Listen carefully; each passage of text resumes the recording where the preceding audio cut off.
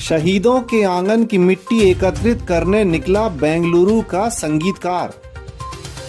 पिछले 2 सालों में 84,000 किलोमीटर का कार से किया सफर।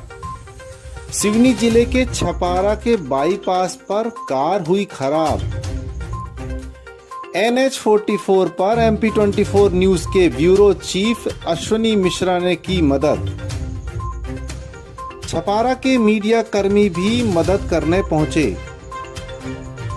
छपारा टीआई और पुलिस बल सहित मीनाक्षी कंपनी के जिम्मेदार लोगों ने की मदद।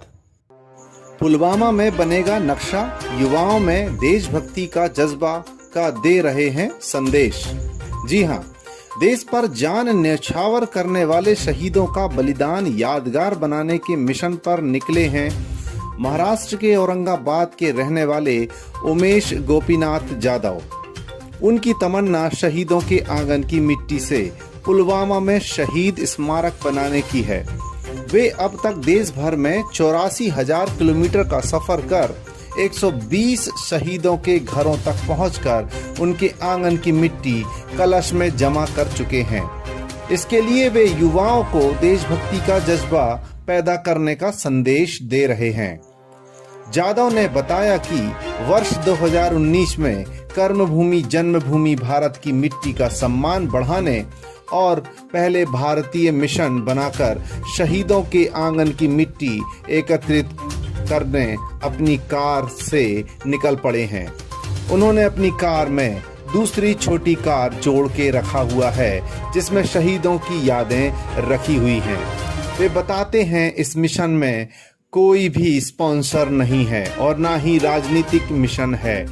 यह सिर्फ शस्त्र सेना, पैरा मिलिट्री और पुलिस विभाग के शहीदों को समर्पित है।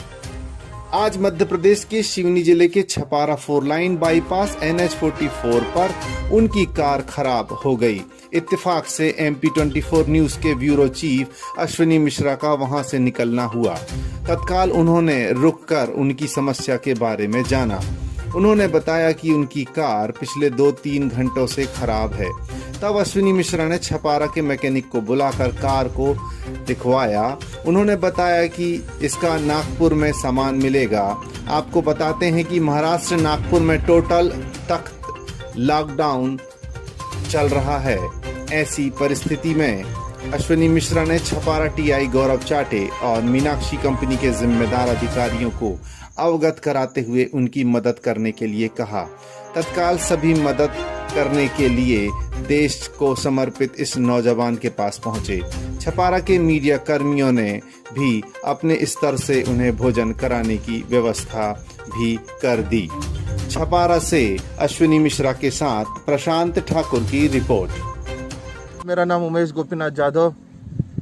एक नागरिक जब वो जिम्मेदार नागरिक बन जाए और हमारे फौज के प्रति, हमारे शहीदों के प्रति क्या करे, ये उसका एक जीवंत उदाहरण है।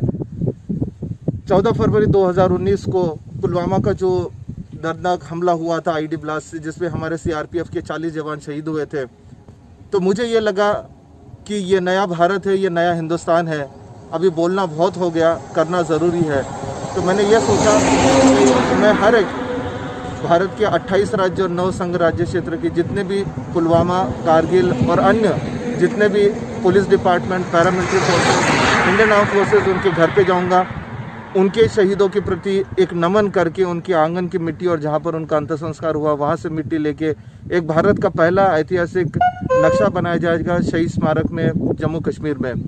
आज मैं यहाँ पर MP24 और अश्विनी मिश्रा जी का बहुत बहुत धन्यवाद देना चाहता हूँ कि आज हम NH44 पे और सिवनी डिस्ट्रिक्ट में मैं यहाँ से बेंगलोर जा रहा हूँ। अब तक मैंने 84,000 किलोमीटर चल चुका हूँ और ये यात्रा 9 अप्रैल 2019 को group center CRPF DIG Shri Sanand Kamal sir ने मुझे फ्लैग ऑफ किया था, जो शौर्य दिन होता है CRPF का। उस दिन मैंने चालू किया और ये यात्रा 9 अप्रैल 2020 को ख़त्म होने वाली थी, लेकिन मैं 9 अप्रैल को सुकमा छत्तीसगढ़ में था और पहला लॉकडाउन हुआ। और उसके बाद में 15 अगस्त को मैं फील्ड मार्शल करियप्पा, जो हमारे पहले फील्ड मार्शल हैं, और जनरल तिमैया, उनके वहाँ से मैंने वो मिट्टी ली है। और मैंने अब तक 120 परिवार के घर के आंगन की मिट्टी ली है और मैं ये बोलना चाहता हूँ कि ये गैर राजनीतिक है, आम जनता के सहयोग से मैं कर रहा हूँ। ये निस्वार्थ भाव में हमारे 125 करोड़ जनता की तरफ से हमारे Indian arm forces, paramilitary forces, police department नमन है। और मैं यही बोलना चाहता हूँ कि rest in peace, we stand with the Indian arm forces. ये सब डिजिटल माध्यम में लिखने से अच्छा, आप जब वो जिंदा है, जो वो वर्दी में है, उनको एक सल्यूट कीजिए, उनका धन्यवाद कीजिए, क्योंकि उनकी वजह से हम सुरक्षित है। और मैं सभी को यही बोलना चाहता हूँ कि इस कोरोना महामारी में देश हमसे बनता है, और आप स्वस्थ रहिए। और जय हिंद, जय भारत, और धन्यवाद फिर से एक बार MP24 न्यूज़ का।